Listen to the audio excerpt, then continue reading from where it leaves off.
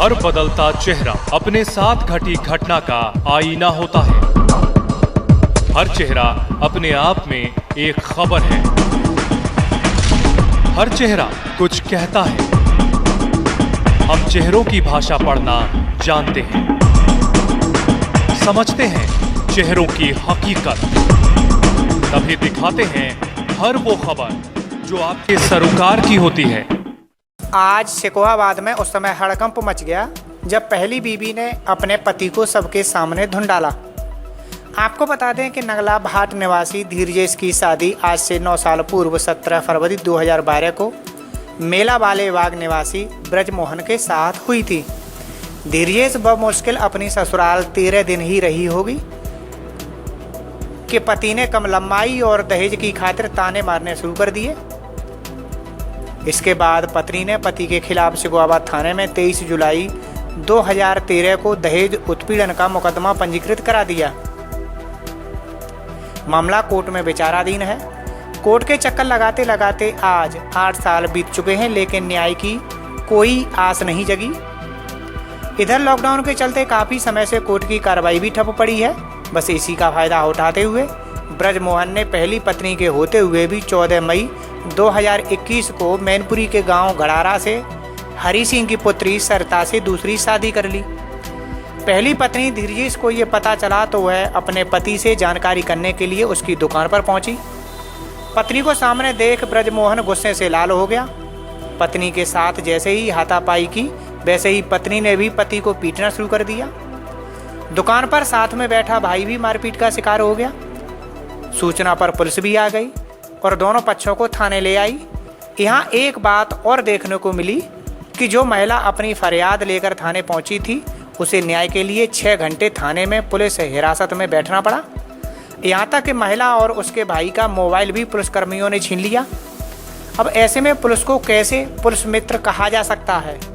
हालांकि थाने में 6 घंटे बिठाने के बाद पुलिस ने दोनों पक्षों का 151 में चालान कर दिया। सर, मैं दूसरी शादी के बारे में पता करने अपने पति ब्रजमोहन से पूछने गई तो उन्होंने मेरे साथ जेठ राममोहन ने और पति ब्रजमोहन ने हाथापाई की और मेरी बेइज्जती की। मेरे कानों से कुंडल भी उतार लिए उन्होंने। और उसके बाद जब उन्होंने मेरी बेइज्जती की, मारपीट की, तो मैंने भी उनके साथ मारपीट की। और मेरी भाभी थी संध्या मेरे साथ, उन्होंने बीच बचाया करा। फिर काफ़ी भीड़ इकट्ठी हो गई वहाँ पर। तो हमारे साथ जो मारपीट की थी उन्होंने, उसका वीडियो नहीं ले पाया जब भीड़ नहीं थी। जब मैंने मारपीट की, उनका वो वीडियो ले लिया है। तो उसके क्या कहा? फिर पुलिस हमें वहाँ से पकड़ के ले गई, थाने ले गई। थाने में हमें 6 घंटे बैठा रहा और हमको जेल भेजने की धमकी दी कि इस तरह से तुम करोगी तो जेल जाओगी। लेकिन उसको कोई नहीं, उसे नहीं धमकाया, नहीं कोई उसके पास वो की कार्रवाई की। आप क्या चाहते हैं? हम चाहते हैं कि हमारे साथ बदतमीजी कर रहे हैं, शुरू से ही धमकियां दे रहे हैं जान से मारने की, अभी भी दे रहे हैं कि हमारी जान के लिए खतरा है, इनको जेल भेजा जाए, राममोहन और ब्रजमोहन को जेल भेजा जाए। उत्तर प्रदेश के आगरा जिले में दलित महिला के साथ गैंगरेप का मामला सामने आया है। मामला थाना पिनाड क्षेत्र के गांव का है, जहां दलित महिला को घर छोड़ने के बहाने गैंगरेप की वारदात को अंजाम दिया गया। आपको बता दें कि दलित महिला का आरोप है कि वो अपने पति और बच्चों के साथ मायके लौट रही थी। पिनाड बाजार में वो किसी काम से रुक गई और पति बच्चों को गांव छोड़ने चले गए। तभी पिनाड में भदरौल मार्ग पर महिला गांव के लिए अकेली पैदल लौट रही थी। उसी दौरान स्कॉर्पियो गाड़ी महिला के पास आकर रुकी। स्कॉर्पियो सवार शख्स ने महिला को गाड़ी से गांव तक छोड़ने की बात कही। महिला गाड़ी में बैठ गई, जिसमें चालक सहित 2 लोग अन्य सवार थे। पीड़िता का आरोप है कि गांव के रास्ते पर गाड़ी रुकवा दी। लोगों ने छेड़खानी शुरू कर दी, खींचने लगे। विरोध करने पर उसके साथ गाली गलौज मारपीट की गई। गैंगरेप की वारदात को अंजाम देने के बाद आरोपी महिला को बदहवास में छोड़कर फरार हो गए। घर पहुंची पीड़िता ने अपने परिजनों को पूरी घटनाक्रम से अवगत कराया, जिसके बाद परिजनों ने पुलिस में शिकायत दर्ज कराई है। पुलिस ने पीड़ित महिला के पति की तहरीर के आधार पर मुकदमा दर्ज करके कार्रवाई शुरू कर दी है। पुलिस ने इस मामले में पीड़ित महिला का मेडिकल भी कराया है। मेरे साथ गलत काम वो करवा दिया इन्होंने मिलके सब लोगों ने।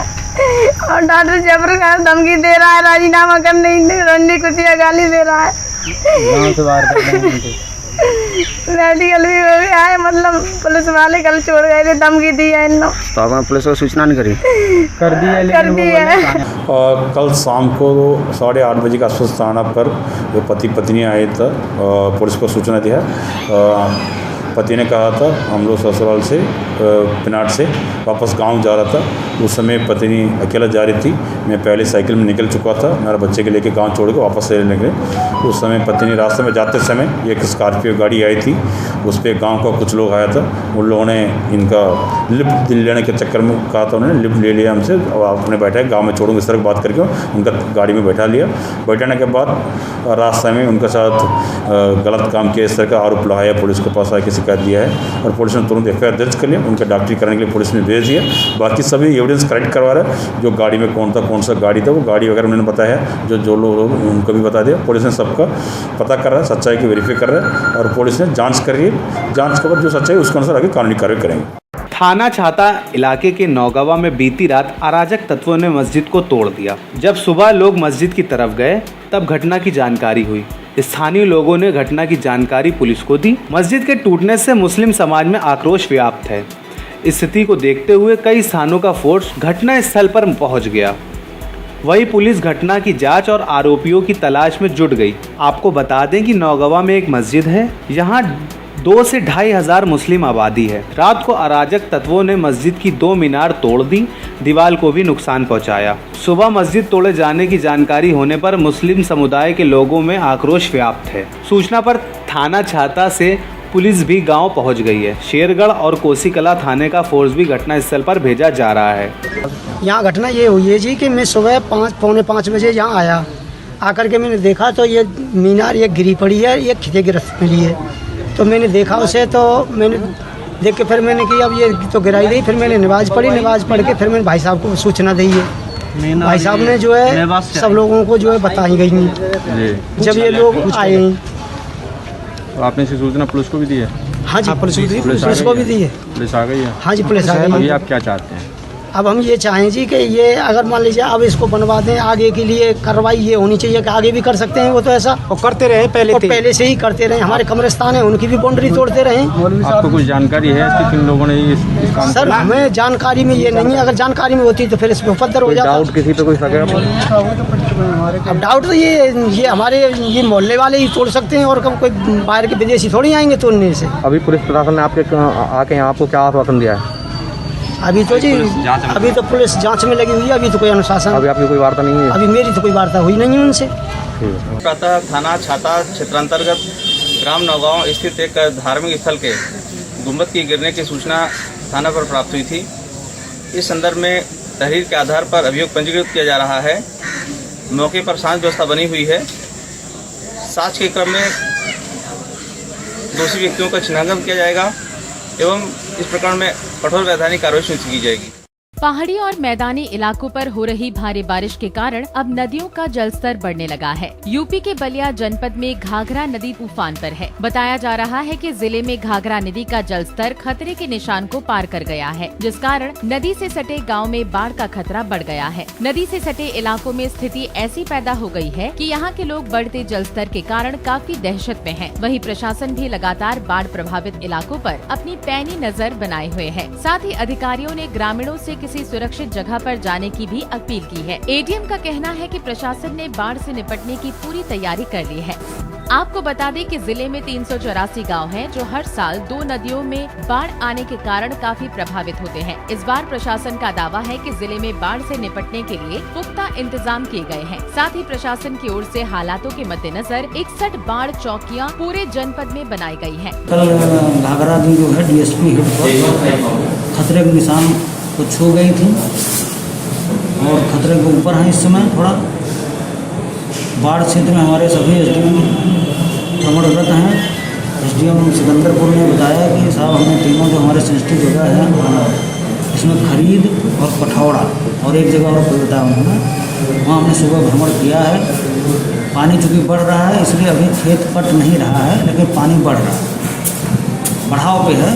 कल 16 घंटे में करीब 5 सेंटीमीटर बढ़ी हैं फिर भी हमारी तैयारी पूरी है। हमने जो है खाद्यान्न वितरण का टेंडर करा लिया है और जो हम लोग खाना उपलब्ध कराते हैं उसका भी टेंडर प्रक्रियाधीन है, वो भी 28 तक पूरा हो जाएगा। इसके अतिरिक्त हमारे पास जो है नाव में लोगों की मदद के लिए 70 बड़ी नावें हैं और 228 हमारी जो है मझोली नावें हैं। हमारे कुल जो है 384 गांव दोनों नदियों से प्रभावित होते हैं। इसमें हमने 61 बाढ़ चौकी, 70 बाढ़ शरणालय स्थापित किए हैं। बाढ़ चौकी के कर्मचारियों की ड्यूटी लग चुकी है और उन्हें जो है सक्रिय रहने का निर्देश दिया जा चुका है। बाढ़ में दवा के लिए सीएमओ साहब के स्तर पर कार्रवाई की जाएगी। जिलाधिकारी महोदय ने सभी अधिकारियों की मीटिंग 2 बार कर ली है और शासन से भी बार इसके संबंध में मार्गदर्शन प्राप्त हो रहा है। कहीं भी जो है राहत सामग्री बचाव में कोई कोताही न हो। सरकार सबको बचाने के लिए प्रतिबद्ध है। सर, जिस तरीके से घाघरा नदी का जल स्तर बढ़ रहा है तो क्या इसमें फसल भी नुकसान हो रहा है किसानों की? नहीं, अभी कोई फसल इसमें नहीं है नदी के किनारे। जैसा कि एसडीएम ने सुबह बताया है, फसल की कोई क्षति अभी नहीं है, लेकिन उस पर सतर्क दृष्टि रखी जाती है। अगर फसल की क्षति होती है तो उसमें भी फसल अनुदान सरकार से मिलता है, जिसको तत्काल अपने पशुओं को पहुँचाया जाएगा। उत्तर प्रदेश बोर्ड 10वीं और 12वीं के छात्रों का परिणाम जल्द घोषित कर सकता है। दरअसल उप मुख्यमंत्री दिनेश शर्मा का बड़ा बयान आया है। दिनेश शर्मा का कहना है कि यूपी बोर्ड जुलाई महीने में कक्षा 10वीं और 12वीं के छात्रों की मार्कशीट और परिणाम जारी कर सकता है। गौरतलब है कि उत्तर प्रदेश माध्यमिक शिक्षा परिषद UPMSP ने पहले ही कक्षा 10वीं और 12वीं का परिणाम तैयार करने के लिए मानदंडों की घोषणा कर दी है। बता दें कि उत्तर प्रदेश बोर्ड 10वीं और 12वीं की परीक्षा के लिए कुल 56 लाख विद्यार्थियों ने अपना रजिस्ट्रेशन करवाया था, जिसमें कक्षा 10वीं के छात्रों का मूल्यांकन कक्षा 9वीं और कक्षा 10वीं के प्री बोर्ड के प्राप्त अंकों के आधार पर किया जाएगा, जबकि कक्षा 12वीं के छात्रों का मूल्यांकन कक्षा 10वीं, 11वीं और 12वीं के प्री बोर्ड में प्राप्त अंकों के आधार पर तैयार किया जाएगा।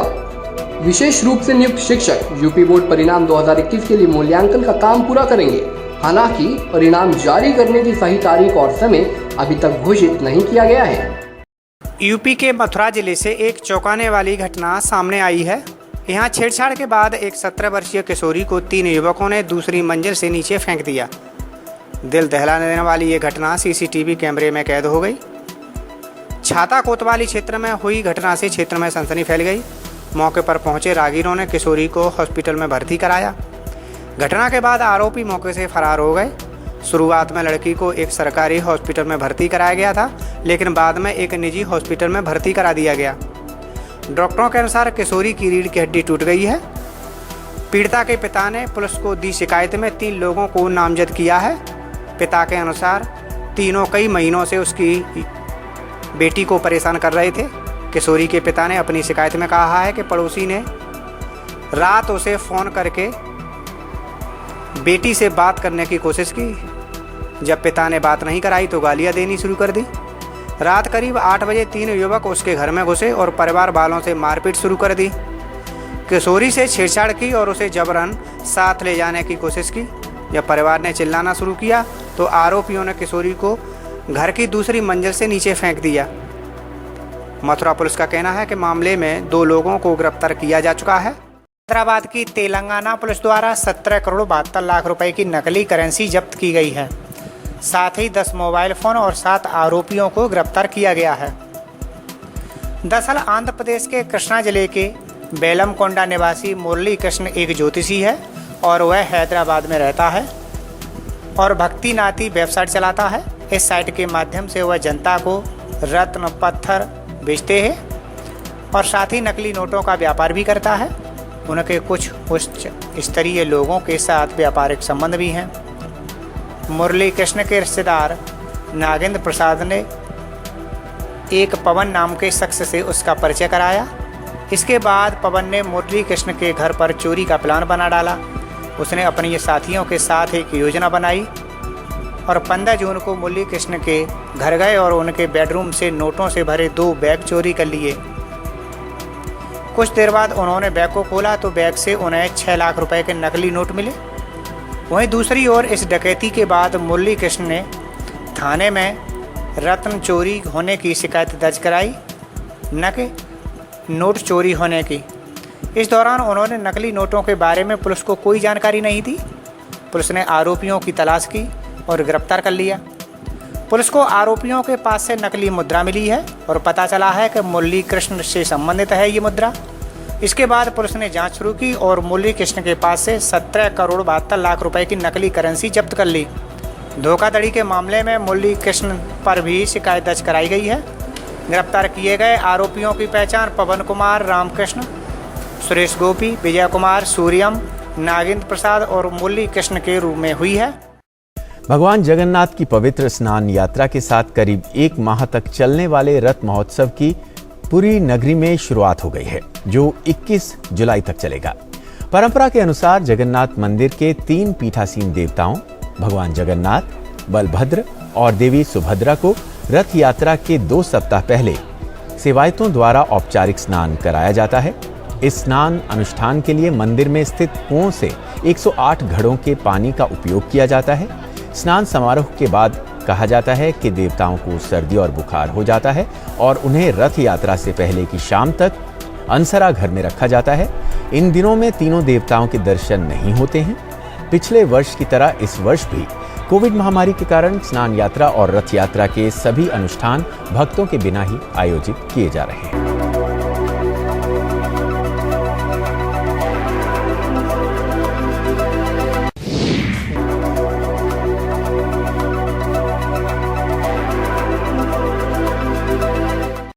मॉनसून का मौसम शुरू होते ही बरसाती नाले की घटनाएं बढ़ जाती हैं। सोनभद्र में अचानक नाले में बरसाती पानी का तेज बहाव आने से 3 किशोरों की मौत हो गई, जबकि एक किशोर को स्थानीय एक व्यक्ति ने मौके पर बचा लिया। बताया जा रहा है कि जनपद सोनभद्र के शक्तिनगर थाना अंतर्गत खड़िया माइंस के निकट 4 बच्चे शौच के लिए गए थे, जहां माइंस के निकट नाले में बरसाती पानी का तेज बहाव और माइंस के मलबे के बहाव में आकर चारों बच्चे भी बह गए। बरसाती नालों में बहते हुए पानी और पत्थरों से चोट से 3 बच्चों की मौत हो गई और एक बच्चा घायल हो गया, जिसे स्थानीय व्यक्ति ने बचा लिया और किशोर को अस्पताल में भर्ती कराया गया है, जहां उसका इलाज चल रहा है। वहीं घटना की जानकारी होते ही बड़ी संख्या में स्थानीय लोग और पुलिस मौके पर पहुंची और नाले में से बच्चों के शवों को बाहर निकाला गया, जिसे देखकर बच्चों के परिवार में कोहराम मच गया। परिजनों का रो रो कर बुरा हाल है। सभी बच्चे पास के निकट हरदवा बस्ती के बताए जा रहे हैं। फिलहाल पुलिस ने बच्चों के शव को कब्जे में लेकर पंचनामा भरकर पोस्टमार्टम के लिए भेज दिया है और आगे की कार्रवाई की जा रही है। सर, विषय इसका यही है कि हम लोग बारिश हो रहा था, उसके बाद लोग बताए सुने हम लोग कि 2 बच्चे इधर गए हैं नहाने खेलने के चक्कर में, तो ये लोग उधर से डंपिंग गिरा, उसी में लोग दब के इधर बह गए। तो हम लोगों को लड़के सब बताए, तो आए खोजते तो ये लोग मिले हम लोगों को, तो हम लोग लाश निकाले हैं बाहर और आपके सामने खुदे भेज रहे हैं। कितने बच्चे थे? 4 बच्चे हैं सर। एक बच्चा डीएवी स्कूल के मिला है, 2 बच्चे यहाँ मिले, एक बच्चा घर पे ठीक है। आज सुबह 10 बजे की घटना है। एनसीएल खड़िया और दुधी चौक के एरिया में खदान के अंदर 3 बच्चे, जैसा कि बताया गया है कि शौच करने के लिए गए थे। उसमें से 3 बच्चे विक्की पुत्र विश्वनाथ पटवा उम्र 12 वर्ष, दीनानाथ पुत्र विश्वनाथ पटवा उम्र 19 वर्ष और राधेश्याम गुप्ता पुत्र राम सिया उम्र 12 वर्ष तथा अभिषेक पुत्र राम राजकुमार साकेत उम्र 13 वर्ष। ये 4 बच्चे वहाँ शौच करने जाने की बात बताई गई है, जहाँ पर